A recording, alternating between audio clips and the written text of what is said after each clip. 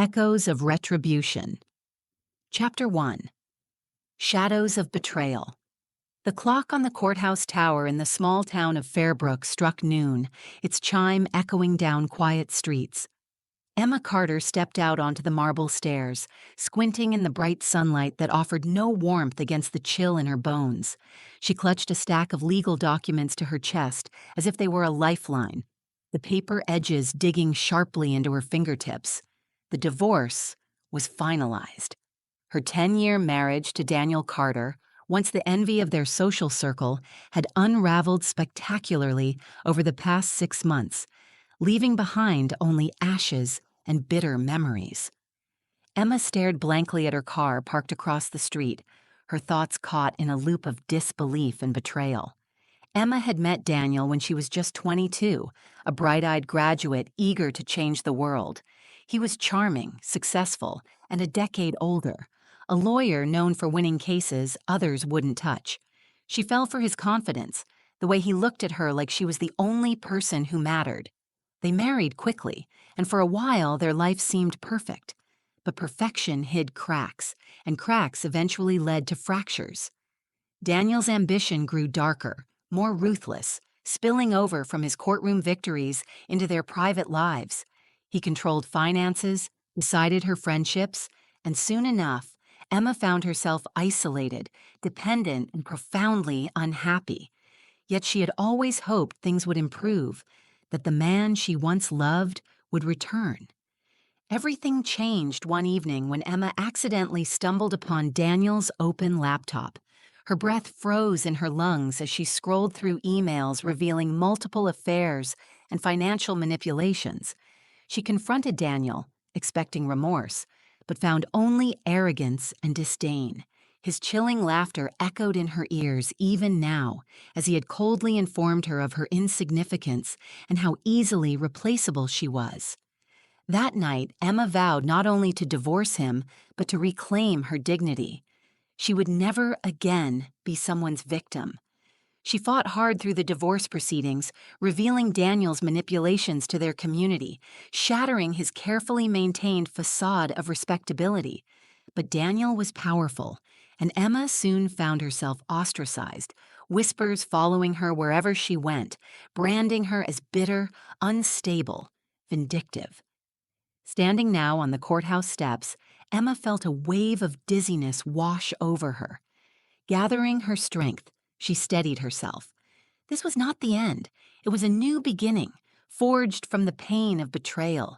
She knew Daniel would expect her to retreat, to disappear quietly from his life. But Emma had no intention of fading away. She would make Daniel Carter understand the true meaning of consequence. Emma had always been a quick learner, and Daniel himself had unwittingly provided her with the perfect masterclass in revenge.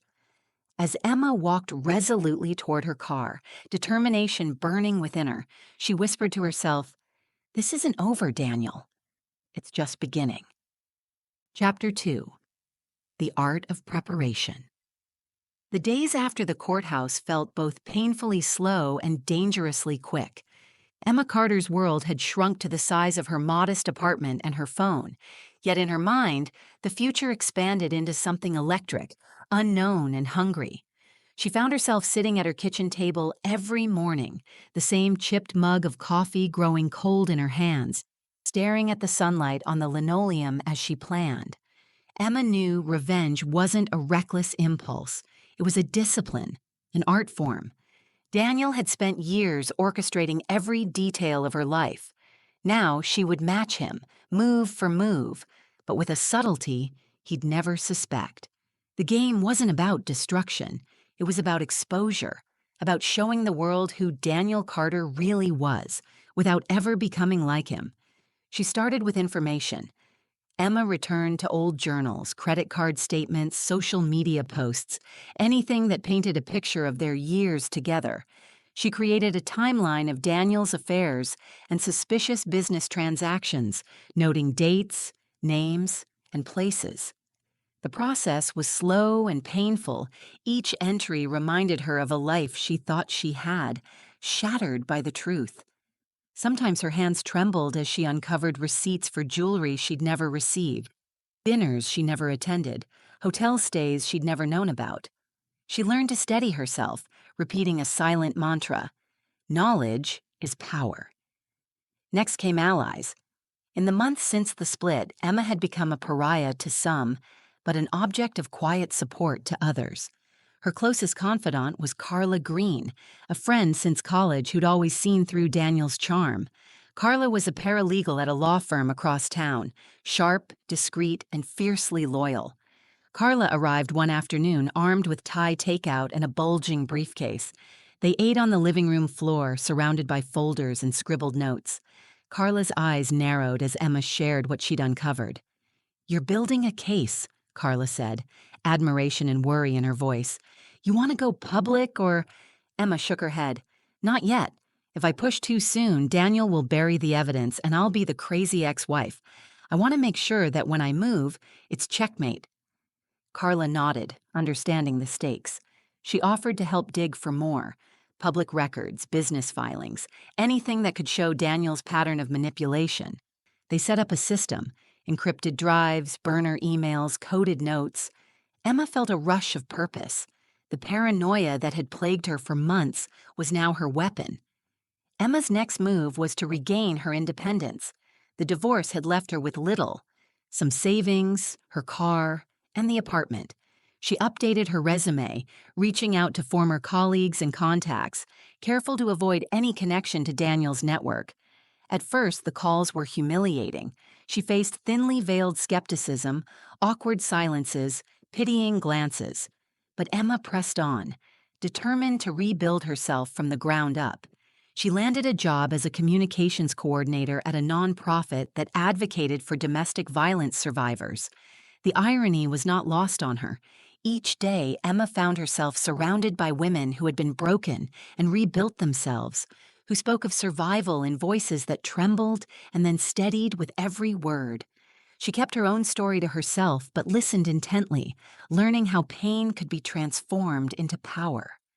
Meanwhile, Daniel remained a specter in her life. His influence was everywhere. Mutual friends distanced themselves, whispers followed her at the grocery store, and once she caught sight of his car idling at the end of her street, headlights flickering in the dusk. The old fear clawed at her, but Emma pushed it aside. She was not the same woman who had cowered in his shadow. Carla's research paid off. One evening, she appeared on Emma's doorstep, eyes alight with triumph. "I found it," she said, thrusting a folder into Emma's hands. Inside were records of Daniel's shell companies, all registered to fake addresses and used to launder money through his law firm. There were emails tying him to a series of shady real estate deals. Nothing outright criminal, but enough to ruin his reputation if the right people found out. Emma's hands shook as she paged through the documents. It wasn't just about revenge anymore. It was about justice, about ensuring Daniel couldn't hurt anyone else. They planned meticulously. Emma began documenting everything: dates of Daniel's visits to her street, cryptic messages he left, any sign of intimidation. She kept copies of everything, stored in multiple locations, some with Carla, others in secure online vaults. They created a roadmap. First, they would send anonymous tips to investigative journalists. Next, they'd approach regulatory agencies. Finally, if needed, they'd go to the police. Through it all, Emma learned to trust her instincts again. She felt herself changing, growing stronger, more assertive, and less willing to accept the role of victim. She started running in the mornings, relishing the burn in her muscles, the rhythm of her breath. Each day she felt her old life falling away, replaced by something harder, but also freer. But revenge had a cost. Some nights Emma couldn't sleep, haunted by the possibility that Daniel would retaliate, that she would lose the fragile peace she'd fought so hard for. She replayed memories of his cruelty, but now, instead of shame, she felt a cold, clear resolve. She would finish what she started. The final step was reaching out to an investigative journalist, a woman named Tessa Lee, known for exposing corruption in powerful circles. Emma composed a careful, anonymous email, attaching some of the less incriminating documents as bait. She watched her inbox obsessively for days until, finally, Tessa replied, "This looks big. Can we talk?" Emma's heart hammered as she replied, using an encrypted messenger. She'd never been so terrified and never so sure. As the chapter closed, Emma sat at her kitchen table, surrounded by evidence and the flicker of her laptop screen. She was ready to become her own advocate, her own protector. The art of preparation was almost complete, and soon it would be time for the next move. Chapter 3. Crossing the Line.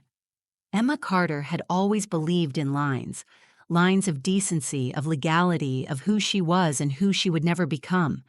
But by the time the first cold winds of November swept through Fairbrook, she understood something fundamental. To fight a monster, you had to venture into the dark yourself. The real question was how to return intact. Tessa Lee, the journalist, proved far more relentless than Emma expected. Their first meeting was clandestine, a dingy booth in the back of a diner on the edge of town, far from Daniel's usual haunts. Tessa was younger than Emma, with sharp eyes and an energy that buzzed with danger. She wasted no time. "Why come to me?" she asked, pushing aside her coffee. "Why not the police?" Emma chose her words carefully, conscious of every glance and every word that could be overheard. "Because the police know Daniel. He's been donating to the sheriff's fund for years. If they catch wind of this before it's airtight, I'll lose everything. And so will anyone who tries to help me." Tessa nodded, jotting notes. "So we're building a bomb. Slow, careful, and when it goes off, there's no way to put the pieces back together." Emma shivered at the metaphor, but there was truth in it. Over the following weeks, Emma's world blurred between her job at the nonprofit, covert meetings with Tessa, and the tense rituals of self-preservation that now filled her days. Every time she left her apartment, she checked for Daniel's car. She learned to change her route home, to keep her phone location off, to vary her grocery store visits. Paranoia became as natural as breathing, and so did resolve. Meanwhile, Tessa dug deep. She tracked down former employees of Daniel's law firm, paralegals, secretaries, even a disbarred partner who had lost everything after crossing Daniel. Emma watched in awe as Tessa coaxed stories out of them, some confirming what Emma knew, others more damning than she'd ever guessed. There were allegations of witness tampering, buried settlements, cash bribes, and a pattern of destroying reputations for anyone who got in Daniel's way. Emma's role was both more dangerous and more subtle. She used her knowledge of Daniel's habits, his favorite bars, the types of women he pursued, the charities he flaunted his name for, to quietly shadow his activities. Sometimes, with Carla's help, she managed to record whispered conversations in public, catch damning photos of Daniel exchanging envelopes with suspicious men, and even snag copies of emails left open on public computers. Each new piece of evidence was cataloged, encrypted, and shared only with Tessa and Carla. The more they uncovered, the more Emma felt a cold satisfaction blooming in her chest. She was no longer the prey. She was learning to hunt. Yet the deeper she went, the more the cost gnawed at her. She could see it in her reflection. The old warmth had faded, replaced by sharper eyes and lines of exhaustion. Her relationship with Carla grew deeper. They met in the dead of night, exchanging USB drives and whispered reassurances. Carla confessed her own fears. "If he figures out what we're doing, he won't just go after you." The risk to her friend weighed heavily on Emma, and she often lay awake, wondering if she had the right to drag anyone else into this storm. At work, Emma struggled to maintain normalcy. She listened to women recounting their nightmares, abuse, legal gaslighting, lost children. Every story felt personal, a shadow of her own. She found herself offering more than the script required: late-night calls, rides to shelters, handwritten letters of encouragement. If nothing else, she thought, at least she was paying it forward. Daniel, meanwhile, was growing restless. He called, sometimes leaving voicemails that alternated between honeyed regret and cold threat. Once, a bouquet of lilies appeared on Emma's doorstep, her least favorite flower, but Daniel's twisted idea of a peace offering. She threw them out, refusing to play his games, but the anxiety lingered. As November turned to December, pressure mounted. Tessa called one night, her voice tinged with urgency. "We have enough to blow this up, Emma, but you need to be sure. Once I go public, Daniel will know it's you." Emma's chest tightened. She imagined her name splashed across headlines, her privacy stripped bare, Daniel's rage unleashed, but she also imagined his victims, past and future, finally free. "Do it," she whispered, "but protect my friend. Protect Carla." Tessa agreed. "You have my word." The article hit 3 days later. It was front-page news. Prominent Fairbrook attorney linked to money laundering coercion. The story was detailed, the evidence overwhelming. An anonymous source described as close to the investigation painted Daniel as a ruthless manipulator. Within hours, the story was everywhere. Local news, social media, law blogs. The fallout was immediate. Clients pulled their cases from Daniel's firm, sponsors distanced themselves, and whispers of official investigations swirled. But Daniel was nothing if not cunning. He held a press conference, denying all charges and painting himself as the victim of a deranged ex-wife and a reckless journalist. He hired high-profile lawyers and sent veiled threats to Tessa, Emma, and even Carla. The stress was unbearable. Emma received anonymous texts, threats, slurs, demands that she recant. Her tires were slashed one morning, and she came home to find her mailbox smashed. Fear crept back in, but now it was edged with determination. She filed police reports, documented everything, and refused to be intimidated. Carla, too, faced fallout at her job. Her boss questioned her loyalty. Whispers started in the break room. But she stood by Emma, refusing to back down. In the storm's eye, Emma felt both more exposed and more powerful than ever. For the first time, Daniel was on the defensive, scrambling to control the narrative. But she knew the battle was far from over. The chapter ended with Emma standing by her window late at night, watching snow begin to fall on the quiet street below. She thought of all she had lost and all she was about to risk. Her old self, timid and obedient, was gone. In her place stood a woman forged by pain and sharpened by necessity. Whatever came next, she would face it head on. The line had been crossed, and there was no going back. Chapter 4. The Cost of War. Snow settled over Fairbrook like a heavy blanket, muffling the world in white silence and erasing the familiar lines of streets and houses. Emma Carter had never liked winter, but this year the cold felt different. Sharper, almost clarifying. Each breath burned in her lungs as if reminding her she was still alive, still fighting. The fallout from Tessa Lee's article had transformed her life into a siege. And as the days passed, Emma learned just how high the cost of her war against Daniel Carter would be. In the immediate aftermath, the town's reaction was split down the middle. Some neighbors crossed the street to avoid Emma. Others offered quiet nods or slips of paper with words of encouragement. The nonprofit where she worked stood by her, but donations slowed and clients whispered nervously about the headlines. Emma became both invisible and hypervisible at once, a ghost in her own community. For Carla, the backlash was swift and brutal. She was called into a closed-door meeting with her firm's partners, grilled for hours about leaks and confidentiality. She stuck to her story. She knew nothing about the source, but the damage was done.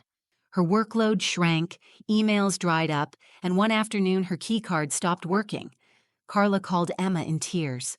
"They let me go, said it was restructuring, but we both know why." Emma's heart twisted with guilt and rage. Emma tried to repay Carla's loyalty. She reached out to contacts at other firms, wrote glowing references, and even offered to share her apartment until Carla found her footing. Through it all, Carla remained fierce. "I chose this, Em. I'd do it again. He doesn't get to win." The pressure on Emma mounted. The police opened a preliminary investigation, but Daniel's connections made everything move at a glacial pace. Emma's phone rang constantly, reporters fishing for a quote, Daniel's lawyers demanding retractions, old friends with thinly veiled warnings to keep her head down. Each night she lay awake, heart pounding at every creak and shadow. One evening, as Emma walked home from work, she noticed the street unusually quiet. Her skin prickled with unease. She rounded the corner and stopped short, a spray-painted word across her apartment door. Liar. Her hands shook as she fumbled for her phone, snapping a photo for the police report. The message was clear. Daniel's campaign had moved from the courtroom to the street. Emma refused to be intimidated. The next day, she bought cleaning supplies and scrubbed the paint away, glaring at the handful of neighbors who watched from behind curtains. If this was war, she would not retreat. But inside, fear crept in. Emma kept a baseball bat by her bed. She installed new locks, double-checked the windows every night, and asked Carla to check in twice a day. The paranoia became a rhythm, a heartbeat in the silence of her apartment. But fear also sharpened her focus. If Daniel wanted a fight, she would answer him not with fear, but with truth. Tessa, meanwhile, continued her work. She published follow-up articles, interviewing former clients and painting a fuller portrait of Daniel's abuses. Each new revelation added fuel to the fire. And finally, state investigators began to take the case seriously. There was talk of freezing Daniel's assets and suspending his license. For the first time, real consequences seemed possible. But Daniel struck back. One morning, Emma opened her mailbox to find a court summons. Daniel was suing her for defamation and seeking a restraining order. The document accused her of harassment, stalking, and mental instability. It was a masterpiece of legal manipulation, designed to bury her in litigation and destroy her credibility. Emma felt herself unraveling. The stress was relentless. Meetings with lawyers, testimony preparations, endless paperwork. Her savings dwindled. The nonprofit, under public pressure, placed her on paid leave for the duration of legal proceedings. Isolated, Emma battled panic and despair. Every day she asked herself, was it worth it? Carla refused to let her fall apart. She dragged Emma out for walks, cooked dinners, and forced her to see the absurdity in Daniel's accusations. "You're not the crazy one," she said. "He's scared. This is what scared men do." In the darkest weeks, Emma found unlikely allies. A former secretary from Daniel's firm sent her a thumb drive with internal memos, proof of document shredding and witness tampering. An anonymous donor wired money to cover some legal fees. Tessa put her in touch with a victims advocacy group that provided emotional support and guidance. Emma learned to accept help. She let Carla take over some logistics, let herself lean on Tessa's network. She attended counseling sessions and, for the first time, spoke openly about her fears and hopes. Slowly, the numbness gave way to a new kind of strength, one rooted not in vengeance, but in survival. Winter deepened. The case against Daniel moved forward, inch by inch. A judge ordered a temporary freeze on his assets and issued a stern warning about witness intimidation. Daniel's mask began to slip. He appeared on TV with dark circles under his eyes, stammering denials that no longer rang true. His support base shrank. Allies distanced themselves. Emma, too, transformed. The war had cost her her privacy, her job, and much of her old life. But it had given her something she never expected, a sense of her own resilience, a community of survivors, and the knowledge that she was not alone. The chapter closes on a quiet evening. Emma sits at her window, snow falling gently outside. Carla reads aloud a letter from one of the women Emma had helped through the non-profit, a letter full of gratitude and hope. Emma realizes that while revenge fueled her journey, it was courage, truth, and the bonds she forged that would see her through to the end. Chapter 5. Breaking Point. The holidays came and went, their cheer a cruel contrast to the tension that strangled Emma Carter's world. Everywhere in Fairbrook, lights glimmered from windows, families gathered over dinners, laughter echoed down frosty streets. Emma's apartment, by contrast, was a war room, boxes of legal documents, burner phones, and a whiteboard covered in names, dates, and arrows. She tried to let the holiday spirit in, a string of lights here, a cup of cocoa there, but nothing could mask the undercurrent of dread. Daniel Carter, meanwhile, had begun to unravel. For weeks, he'd fought a losing battle in the court of public opinion. Sponsors dropped him. Clients ghosted him. The whispers of police investigation had become thunder. He appeared on local news, jaw clenched and eyes wild, railing against false accusations and a campaign to destroy an innocent man. Emma watched, sometimes numb, sometimes vindicated. But she knew better than to underestimate Daniel's desperation. The legal war ground on. Emma spent days shuttling between her lawyer's office and her own kitchen table, preparing testimony, sorting evidence, and poring over Daniel's latest legal salvos. His lawyers were vicious, their motions stacked high as the snowdrifts outside. They picked apart her life, combing through years of emails and texts, questioning her mental health and every decision she'd ever made. One afternoon, as Emma sat with her lawyer, Linda Chen, she felt the last of her emotional reserves begin to snap. "They're not just trying to win," Emma whispered. "They're trying to erase me." Linda was blunt, as always, because that's what Daniel does. But you're still here, and that's what's killing him. We hold the line until he makes a mistake. Emma tried to hold that thought close. She leaned harder on Carla and Tessa. The three became a kind of makeshift family, sharing dinners, strategy sessions, and moments of exhausted laughter. Carla found a new job at a startup. Less money, but a boss who valued loyalty over gossip. Tessa's articles brought Emma cautious admiration from women in the community. Anonymous thank you notes appeared in her mailbox. For every slashed tire or whispered insult, there was a stranger's hand on her shoulder or a donation slipped under her door.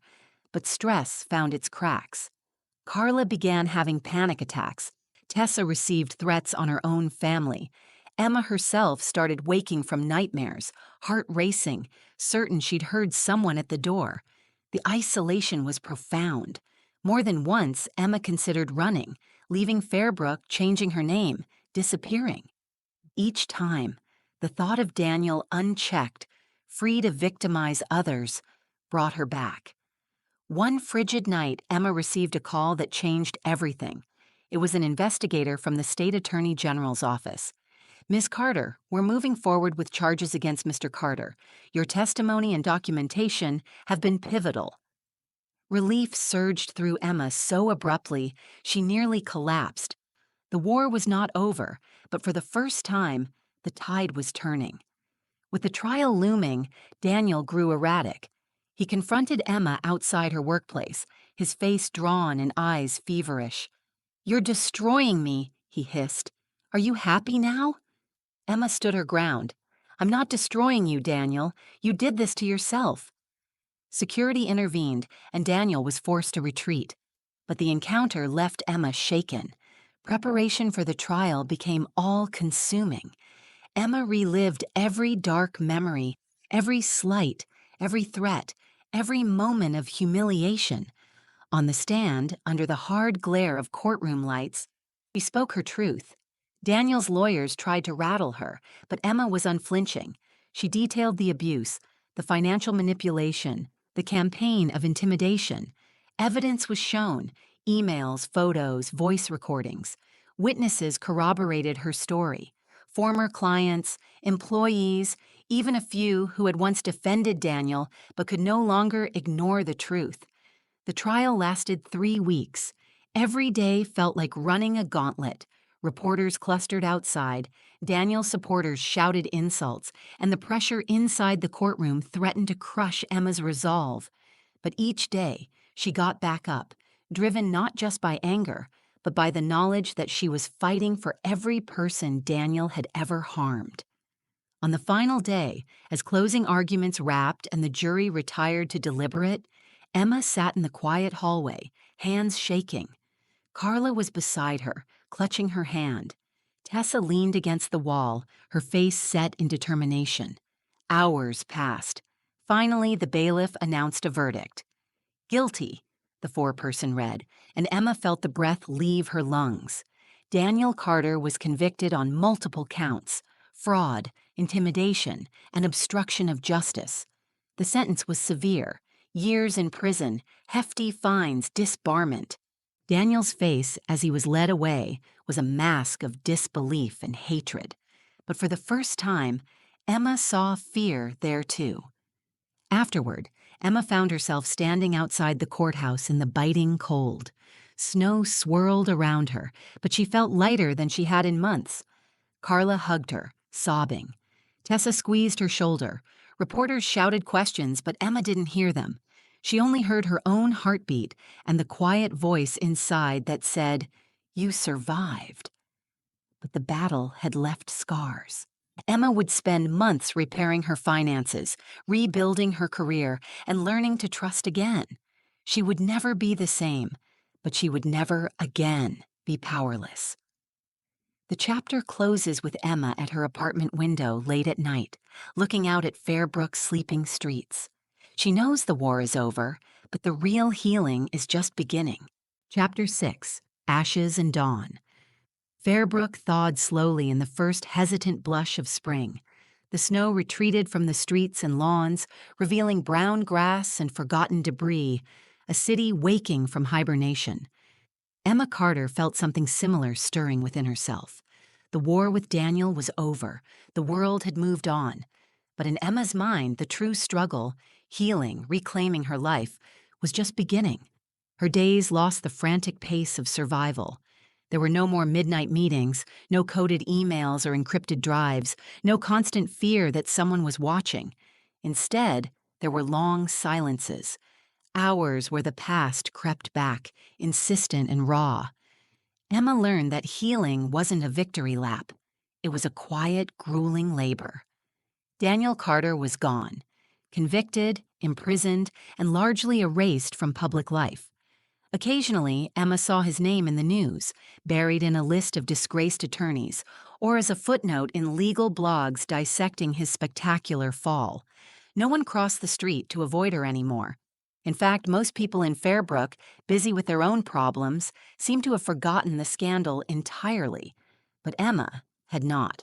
She felt the scars of battle in her body, a tightness in her chest when she heard raised voices, a jump at unexpected knocks on the door, the echo of sleepless nights. Her finances were battered, her professional reputation only slowly recovering. Yet each day, as sunlight strengthened and the city came alive again, Emma found herself a little less burdened, a little more herself. Carla remained a constant, the anchor through Emma's worst storms.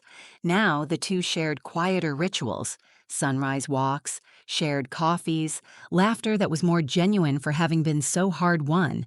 Carla's new job suited her, and Emma was grateful beyond words for her loyalty and resilience. "We made it, Em," Carla would say, clinking mugs. "Not unscathed, but we made it." Tessa, too, became more than just an ally. Her reporting on the Carter case had brought her statewide recognition, but she never lost sight of Emma's humanity. They met for lunch once a week, sharing the strange bond that comes from surviving the same war. Tessa encouraged Emma to write about her experiences, anonymously at first, hoping her story would empower others. Emma was hesitant. She worried her story would dredge up pain, not just for herself, but for anyone still struggling with their own Daniels.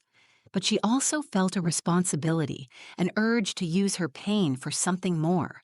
She began to write. At night, when the city was quiet, when old wounds ached the most.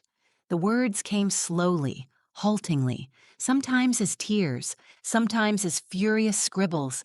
But each time she finished a page, she felt lighter. Meanwhile, the nonprofit welcomed her back. There was a new director now, one who admired Emma's tenacity and honesty. The organization had weathered the storm, its staff galvanized by Emma's example. She was invited to speak at events, to mentor new survivors, to share what she had learned, not as a victim, but as someone who had found her way through fire. The speaking engagements were daunting. Standing before a crowd, Emma's voice sometimes wavered, but she told the truth, not just about Daniel, but about herself, about fear and shame, and how hope was often a stubborn, fragile thing.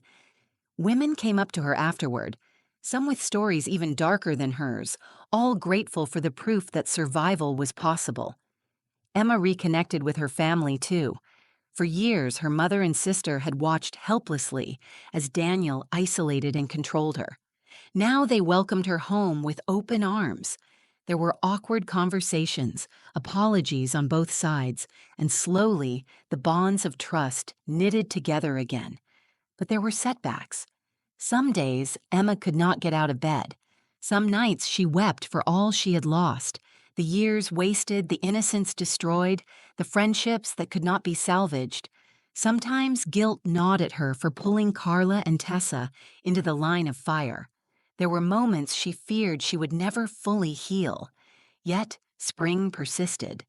Life returned in small ways, the scent of fresh coffee, the feel of sun on her skin, the sound of Carla's laughter, the first blossoms on her windowsill.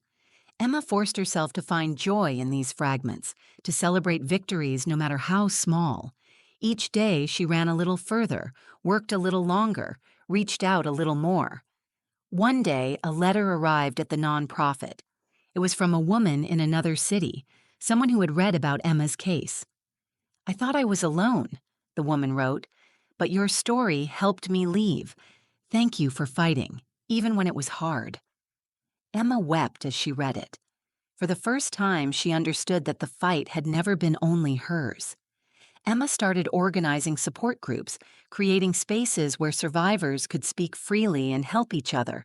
She lobbied for legislative changes, using her hard-won expertise to shape new protections for victims. Her advocacy grew into something powerful, a movement built on shared pain, resilience, and stubborn hope. On the anniversary of Daniel's conviction, Emma, Carla, and Tessa met for dinner. They raised their glasses not in celebration of vengeance, but in gratitude for survival. "To the ashes," Emma toasted quietly, "and to the dawn." The chapter closes with Emma walking home alone, a gentle breeze carrying the promise of summer. The city is alive, the air sweet with possibility. Emma pauses at her doorstep, breathing deeply. She is not who she was, nor who she thought she'd become. She is something new, a woman forged by fire, shaped by scars, and unafraid of whatever comes next. Chapter 7. Rebuilding Bridges. A year had passed since the verdict, and though the wounds Daniel Carter left on Emma's life would never fully disappear, the sharp pain had dulled to an ache, a quiet reminder of how far she had come. Spring in Fairbrook brought with it not only new blossoms and warm breezes, but also a renewed sense of possibility, a gentle promise that life, even after devastation, could grow again. Emma had spent the last months building a new routine. Her mornings began early with runs along the riverbank, watching the mist rise off the water, feeling her heart beat stronger with every step.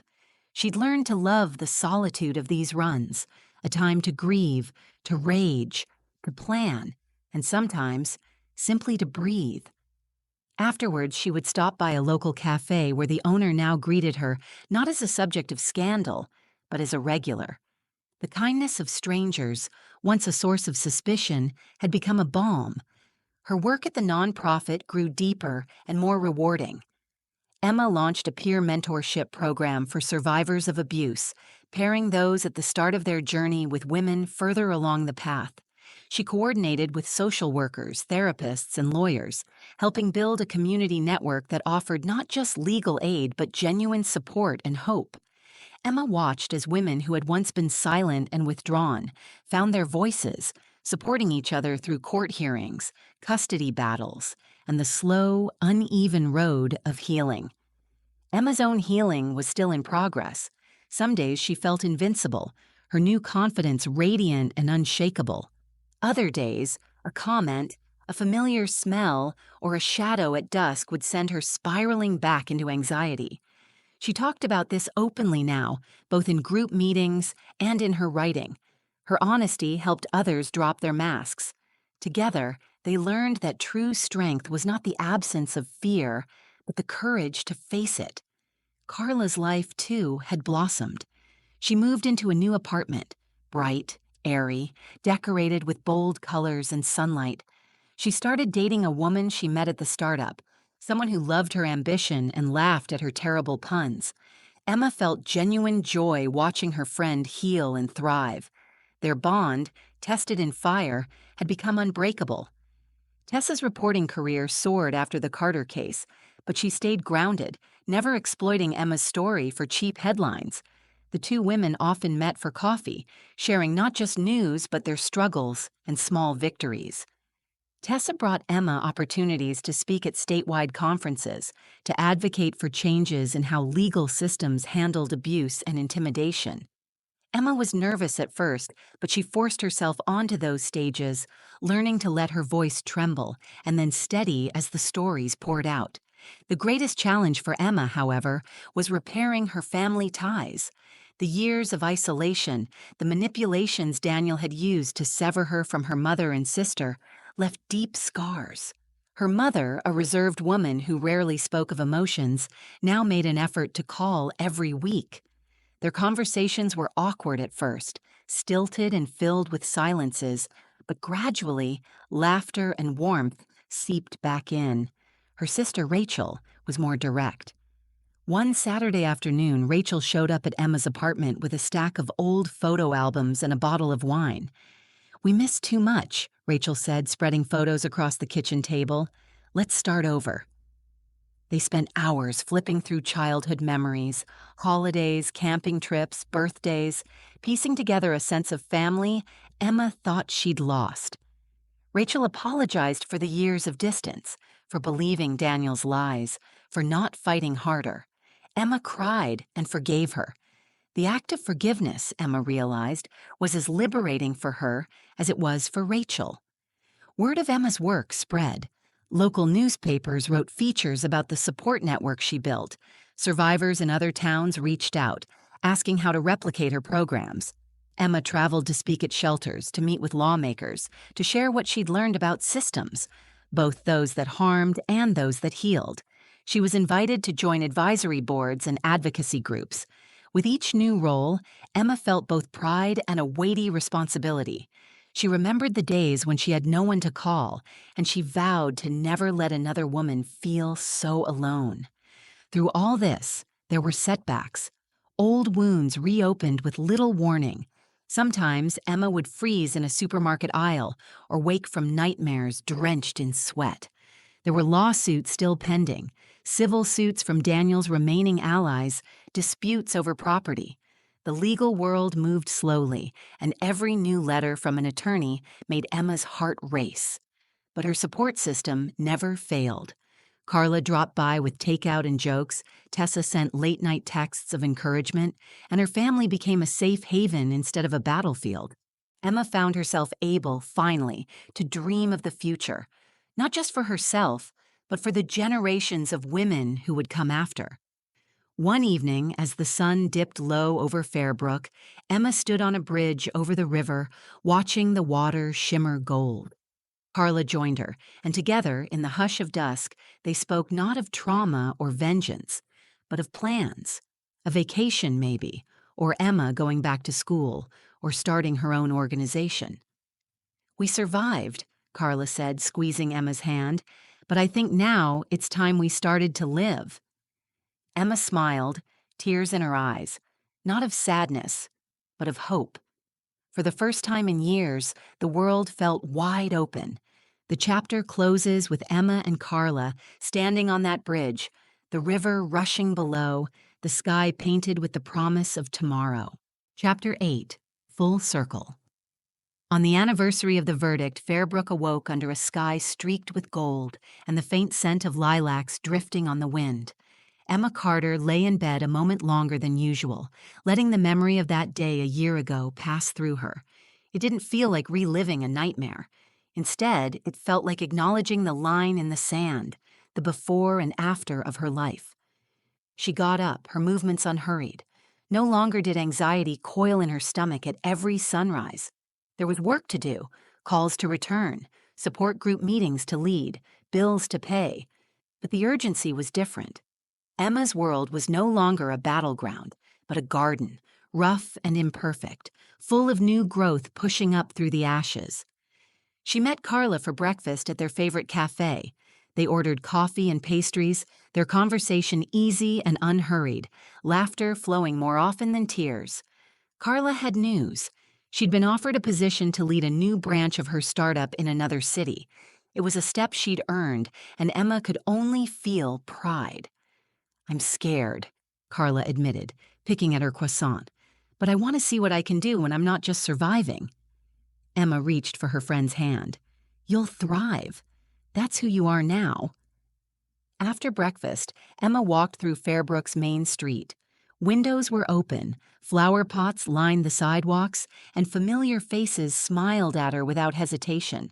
She stopped by the nonprofit's office and spent the morning helping a new volunteer orient herself. Every story she heard reminded Emma of her own journey. But now, she offered hope and practical advice, not just empathy. Later, she met Tessa at the Riverside Park. Tessa brought a surprise, the first printed copy of a book of survivor stories, including Emma's. They sat under the blooming trees, paging through the stories, reading lines aloud, sometimes crying, often smiling. "Are you proud of it?"